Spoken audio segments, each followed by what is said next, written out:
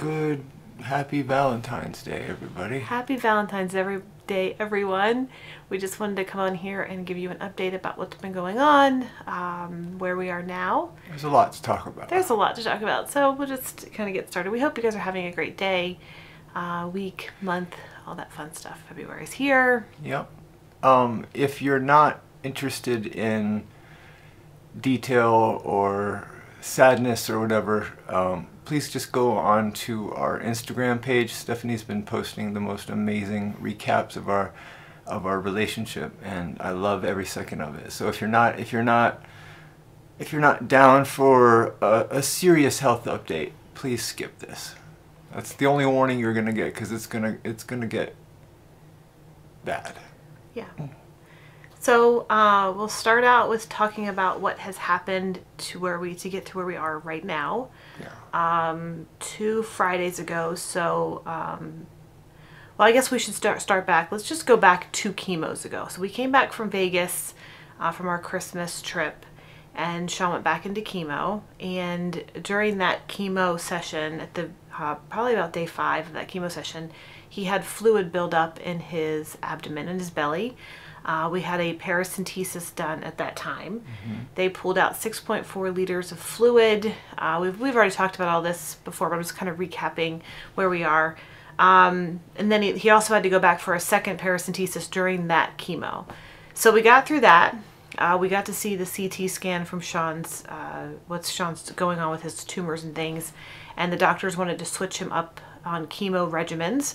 So the old chemotherapy that he was on was not working, and his doctors decided to go on to a new one, which happened on 2 Mondays ago. So February 1st, Sean started a new chemo regimen with new drugs. My choice too. My choice. Yes. My choice. Yes. We talk about everything. Everything's is Sean's decision, and we talk about everything, weigh everything out, and then go from there. The information wasn't good, so it was like, you really should switch up and jump into this chemo if you can. Yeah. Right? So we switched up the chemo, and everything was going really well for the first 3 days. Actually, we actually get a little. Chemo's like cats. It's very deceiving. Like when a cat gets sick, you never know they're going to be sick. Chemo's like that. Chemo is a trigger. At the beginning, it seems like everything's going to be in the clear, and then it kind of turns 180 degrees around and just literally knocks you in the head with a hammer. And that's what happened last Monday. So Sean had his new therapy, got through that. Day 4, which would have been Thursday, about a little before lunch, Sean started vomiting and kept vomiting and kept vomiting and kept vomiting. And for us, and if you've been through chemo, it's very hard to know when you need to get professional help for chemotherapy side effects. Vomiting is a side effect of chemotherapy, and you just think that this time is just another bad case of side effects. When Sean first started with the chemo at the very, very beginning last February, almost a year now, it was the same. The side effects were terrible. The vomiting was nonstop. It was relentless. So now we're like, well, do we go to the hospital? No, we should wait. So Sean was sick. It's a delicate balance. It really, really is. And then you have the whole thing where we're not at Mayo, if we go local. So there's this whole thing that you have to decide on. So we decide together that, And it always happens at night. It always happens at night. Why does it happen at night? I ended up filling, the office trash cans that go about this high off the ground. I ended up filling about 6 or 8 of those full of vomit. It was a lot. So it was the most we've seen. It was the sickest I've seen Sean since this has started. The vomit, the bile, it was bile. It was just solid black. It was very scary. It looked like oil. It was really scary. It is the scariest moment that we've experienced with cancer, with chemo. And we've been through some pretty bad side effects before. This was nothing like that. So after a hellacious night, and I do mean it was horrendous, of projectile vomiting, it was just bad. I can't even I can't even describe how bad it was. Just imagine the worst possible sickness that you've seen you or your child have and multiply that by 100. It was just bad. It was a living hell. Yes. It was a living hell. So that morning, about 7 o'clock on Friday morning, I knew, looking at Sean, it was the first time that I looked at Sean and I thought he was dying. And I actually wrote his dad. I said, Sean's dying. That was very, very difficult. I thought I was going to die as well.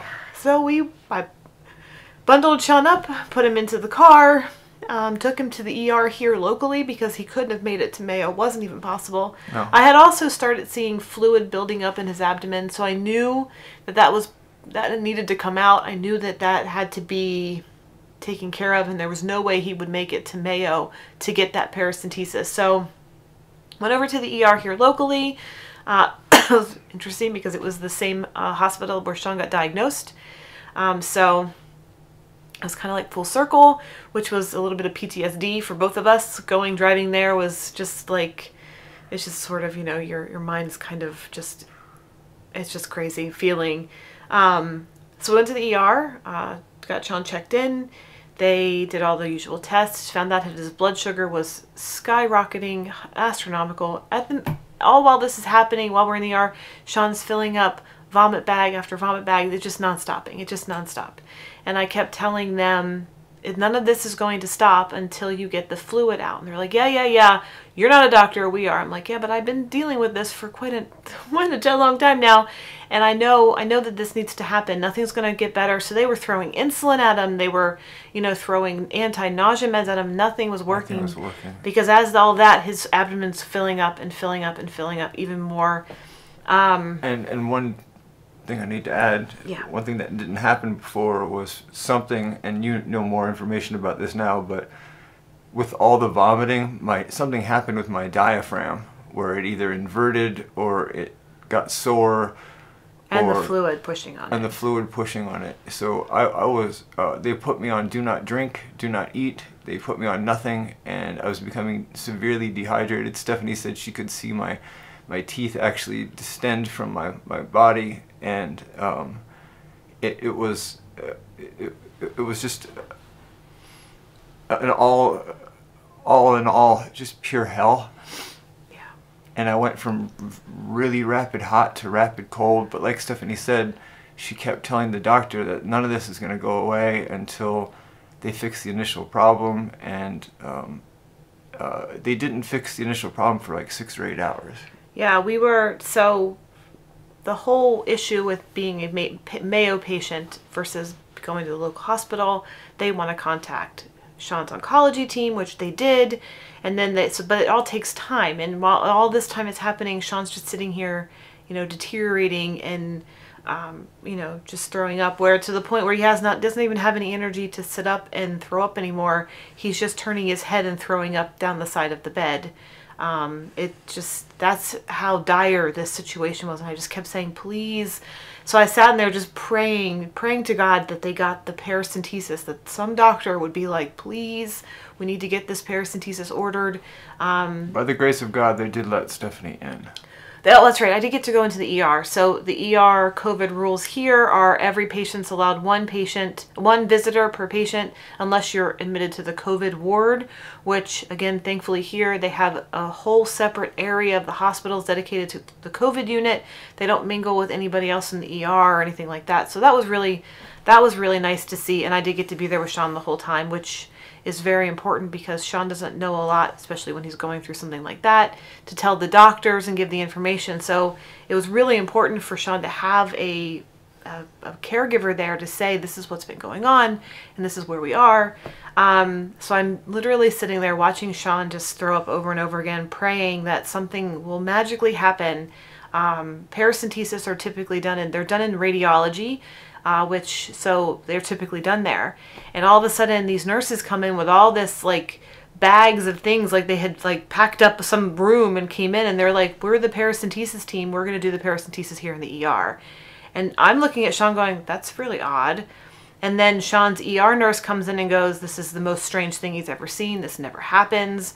He's was 25 years as an ER nurse and has only seen this happen 3 times in his career. So Sean makes number 4. But what had happened was the surgeon, the radiology surgeon or the paracentesis surgeon, saw Sean's x-rays and said, this needs to come out now. There was no waiting anymore. We had already waited long enough.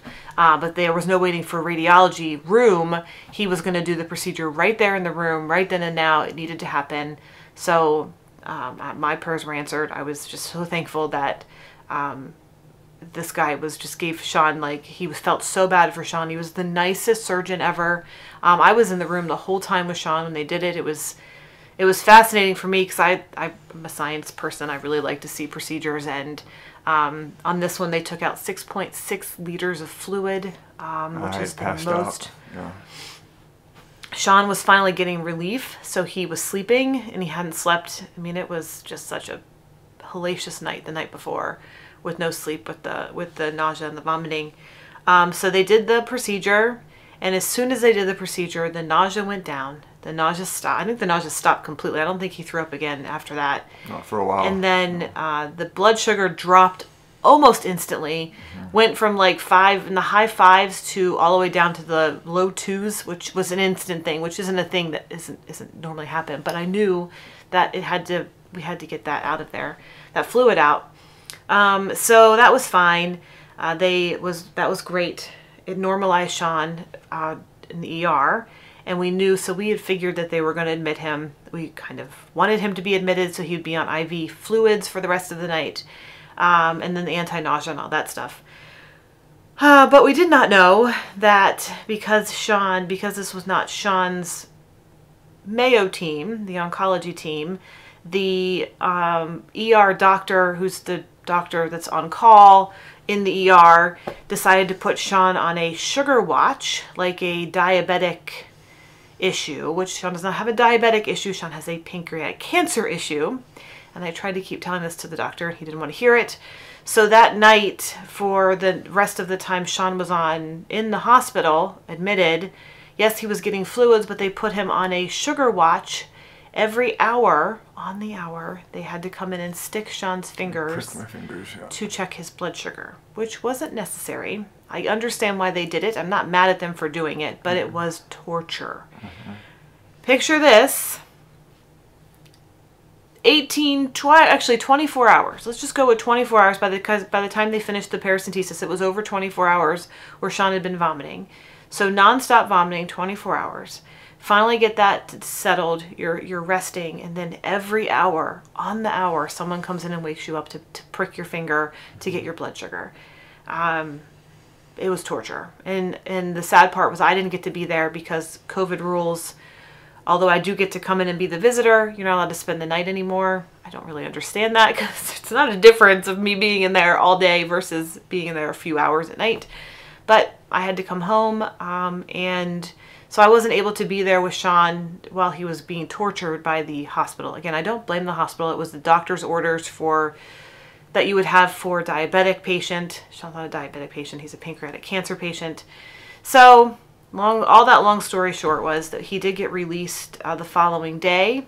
Very interesting story. The hospital doctor on call that day was the exact doctor that gave us the news 1 year ago that Sean had terminal pancreatic cancer. Yeah, the doctor who released me also was the one who diagnosed me. Yes, who released you on Saturday. Yeah. That was very strange. She came in all smiles because she had Sean's CT scan.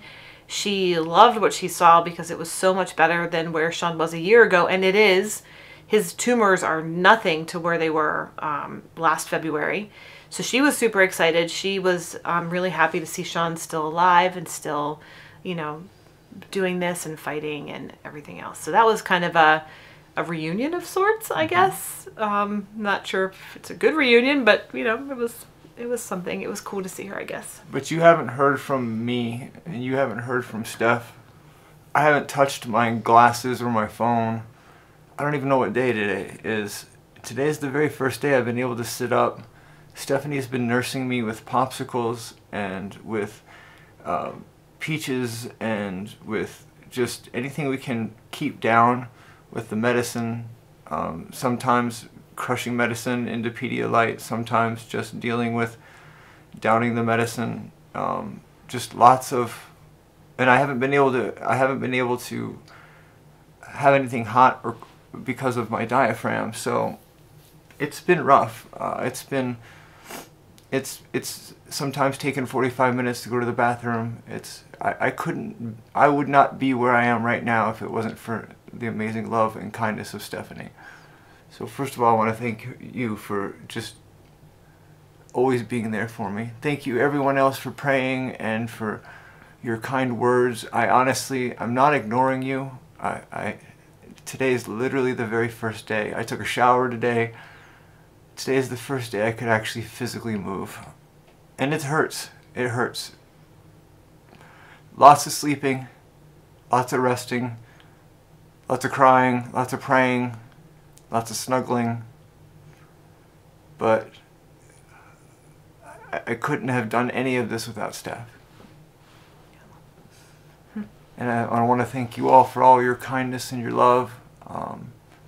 It is worse than we thought, but it's also better than we thought. So I'm going to fight this thing with every last breath.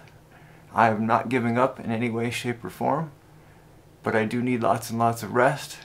And I'm sleeping in, like, what would you say, 6-hour increments? Mm-hmm. Yeah. I'm sleeping pretty good. Yeah, that actually takes us to where we are now. Yeah. So Sean and I both have been sleeping. When he sleeps, I sleep. And it's been a tough.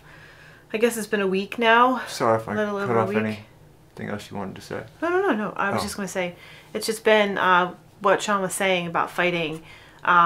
We have decided after talking to something else that came up from the ER was Sean had another CT scan, which of course they were looking at his tumors, but they also showed us that he has extensive liver damage, which is most likely causing the fluid buildup. So we finally have a reason for the fluid buildup. And because they have Sean's CT scan from last February, they knew that his liver was perfect. So it is most likely because of chemotherapy. The damage from chemo has caused his liver to, it's a side effect of chemo. If chemo's not killing cancer, it's also killing your organs. It's just a terrible drug. So we know because of that, and because it's happened, the fluid buildup happened on the last chemo and the previous chemo, that chemo is no longer an option for Sean anymore. His body just can't take it. It can't process it. And that fluid buildup is what caused the nonstop vomiting. And it's just not worth that. And it's not worth where Sean was. So now we've made the decision together after pros, cons, tears, fears, listing it all out, praying that Sean is finished treatments right now. And we're okay with that. We're good with that. Like I said, there's still fears of what's next to come, but that's kind of the way it's been this entire cancer journey. You don't know where the road goes. It is covered in black. You can barely see your feet. That's how dark it is in this journey. And every decision that you make is just one that's just shot in the dark. And that's the same with this. We do have some natural things that we have in our pocket, and we're going to do that. Sean's setting goals for himself and for me as well. We want to get Sean back to feeling the way he felt at Christmas time. That is our goal. I've eaten quite a bit. Yes, but it's very slow. Yep. This last hospital and chemo round took Sean down to nothing. We both thought he was going to die. It was the scariest moment of this entire process, and we don't want to see that again. We don't want to be there again. So we're going to get Sean, our goal is to get Sean feeling as good as he felt at Christmas time in Vegas. And I think it's possible. I don't think that's a thing. And it's not saying that we'll never do chemo again, but right now that's not an option on the table. But that could be something that happens way down the road. The recovery time. I'm still going through recovery time, so I just can't. Yeah. So that's where we are now. What we need right now is a little bit of peace and a little bit of rest. And what I need right now is just to hold Steph in my arms. That's the ultimately the thing that I need most right now. Yeah. And we love and adore you all. If you're going through something, I'm so sorry. I'm so sorry what you're going through. We are not giving up. We don't give up. That's not in the family crest.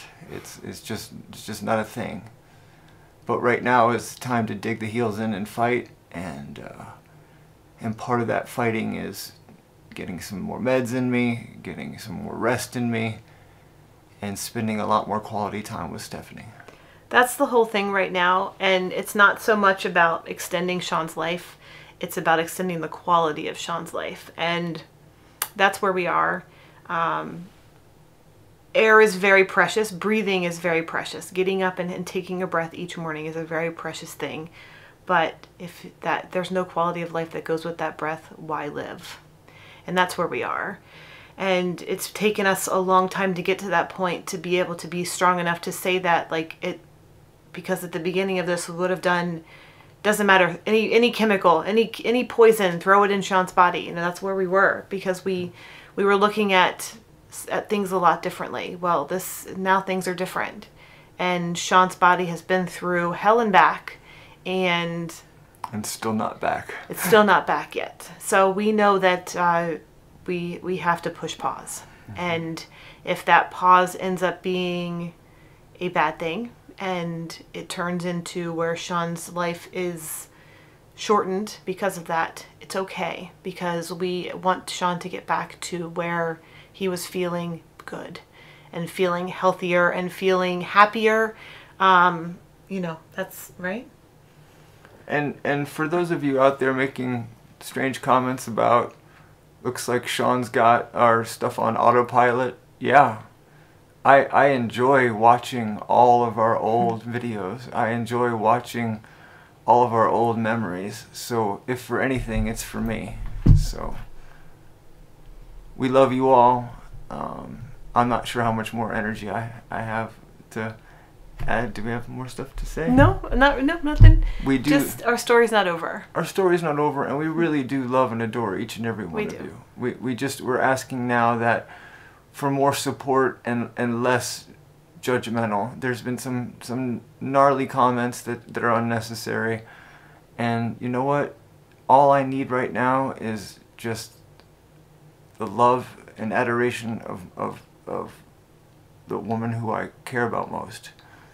And we will post. Please respect us. Respect where we are right now, going through what we're going through. You're not going to get very many updates. You're not going to get...